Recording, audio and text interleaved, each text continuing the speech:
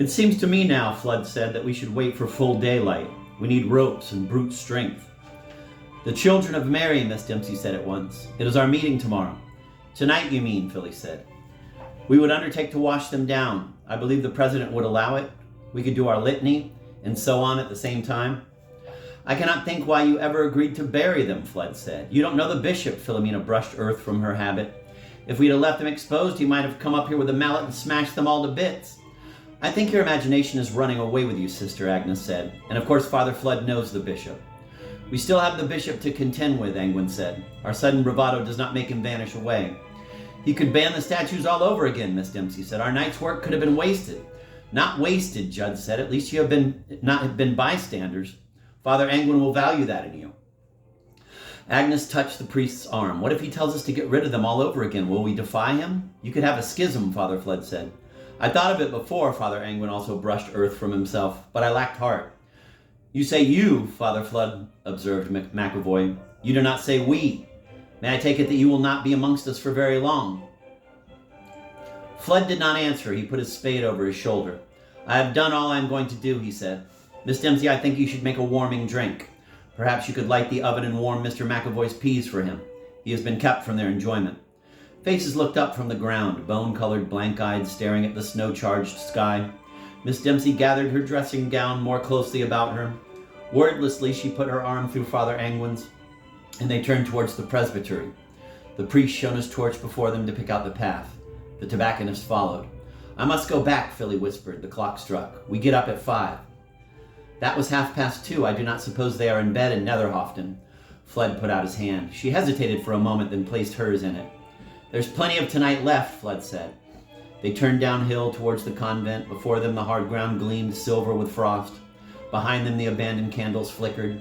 Around them was an Argentine brightness, solar and lunar, unearthly and mercurial, sparkling from the dead branches, flickering in the ditch, glinting on the cobbles before the church door. The convent windows were washed with brightness. The grimy stonework glowed. High on the terraces, fireflies seemed to dart.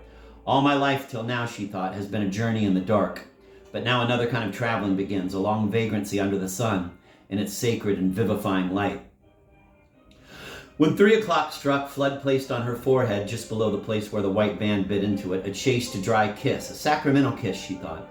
At the thought, she closed her eyes. Fludd bent his head. She felt the tip of his tongue flick across her eyelids. Philly, he said, you know, don't you, what you have to do? Yes, I know I have to get out. You know you must do it soon. It will take years, she said. My sister, they just threw her out on her ear, but she was a novice. I'm professed. It'll have to go to the bishop. It'll have to go to Rome. Fludd left her for a moment, moved away. As soon as his body ceased to touch hers, she felt the creeping cold and felt her courage ebb. There was no moon now, only a single masked candle placed where she had left it, lit again with Fludd's cigarette lighter, and there were the pans, upended on their rack, the pans that she had so often scrubbed for Sister Anthony. And there were the tea jugs waiting for the morning. Fludd walked about the kitchen. His feet made no sound on the stone floor. She craved real sunlight, a July day, to see him clearly, know what he looked like. You don't have to go to Rome. I wish it were summer, she whispered. Did you hear what I said? You don't have to go to Rome. But I do. I have to be dispensed from my vows. There are papers to be forwarded. Only the Vatican can do it. Summer will come, she thought, and I will be here still waiting for who will expedite the matter. I have no friends.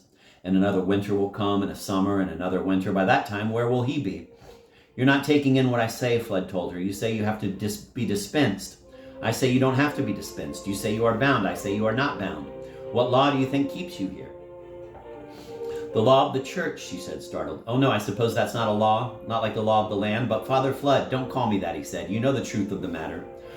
But Father Fludd, I would be excommunicated. Fludd moved towards her again. The candle flared upward as if the flame had breathed. He touched her face, the back of her neck, began to draw the pins out of her veil.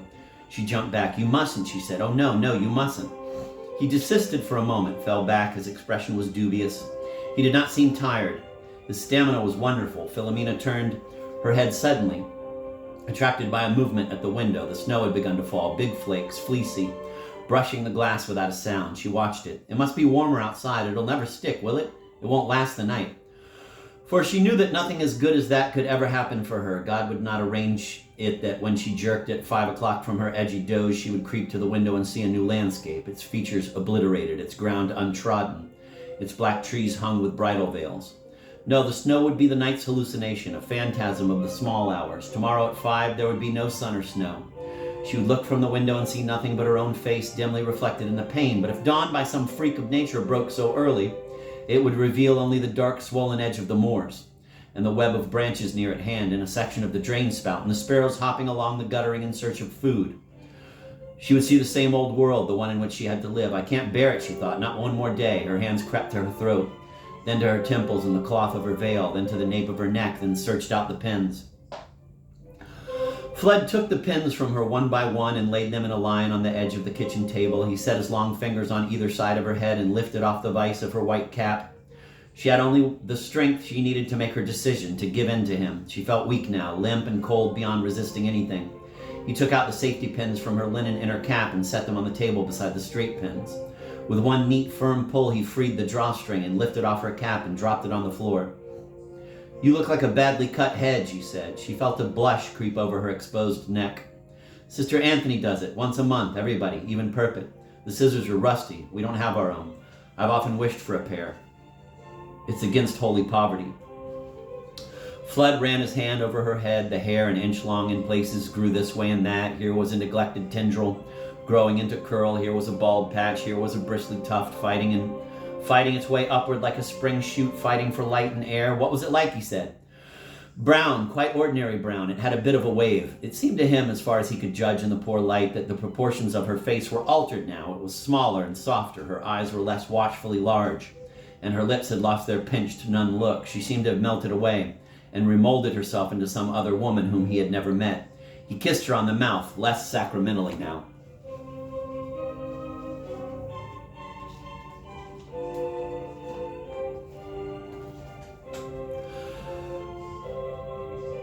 At 9 o'clock, McAvoy came to the back door with a wheelbarrow. Agnes jumped out of her skin when she heard his knock. She wiped the washing up suds from her hands and hurried to the door. "Mr. McAvoy, who was minding your shop?" The tobacconist removed his check cap respectfully. "A dear friend," he said. "Have you got ropes there, too? I have everything requisite. I think the barrow is the way to manage. I suppose you have told everybody. Nothing of the night's events has passed my lips. The parish will know soon enough. The children of Mary will know tonight. The nuns will know earlier, no doubt. If Father Fludd is willing and able, we can have all the saints back on their plinths in an hour or two." He smiled faintly. "When we buried them, there was quite a crowd to help us. Digging things up is not so hard as digging them in, is it?" "It was harder for me," Miss Dempsey thought. "I will call Father Fludd," she said. He was up as usual to say Mass. He is having some tea now.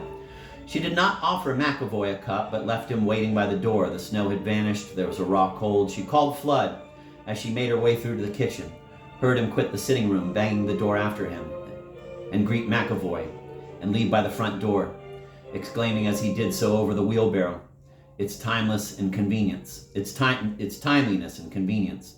She took her duster from the pantry and went into the sitting room which the curate had just vacated. Hurrying out to McAvoy, he had placed his teacup carelessly on the mantel shelf. She reached out for it and caught sight of herself in the oval-looking glass. Her face was dead white, weary, her eyes looked sore, but all the same, her wart had gone. Father Angwin sat in the confessional. He felt safe there. He drew his velvet curtain across the grill and listened fearfully to the thumps and scrapes from the nave. When the bishop comes, he thought, perhaps I can take refuge here.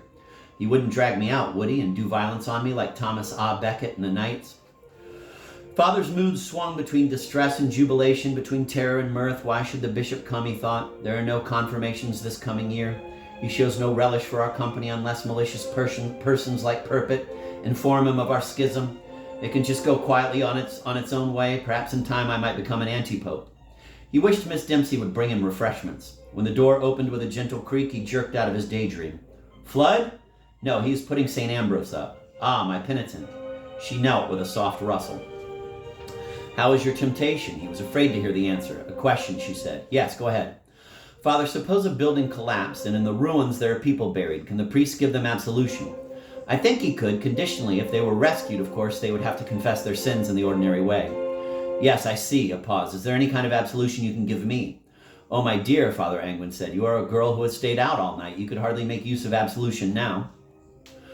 It had not in fact occurred to Miss Dempsey to take refreshments to Father Angwin, for she did not know where to find him. She sat in her room eating a caramel toffee. It was most unusual for her to suspend her activities in the course of the day. There was always something one could polish, and if ingenuity were really exhausted, one could turn mattresses. But now she sat quietly, her eyes distant, crimping her gold toffee paper into tiny folds. From time to time she touched her flawless lip. Certain lines ran through her head. Sweet Agnes, holy child, all purity, oh, may we undefiled be pure as thee. Swiftly, in her usual way, she twisted her paper into a ring. She took it reverently in her right hand, holding it between finger and thumb. Ready our blood to shed, rather than sin to wed. She did it onto her wedding finger. It looked admirable, she thought. One of the best rings she had achieved. It seemed a pity to waste it. She took it off and slipped it into the pocket of her penny. Ready our blood to shed, rather than sin to wed, and forth as martyrs led, to die like thee.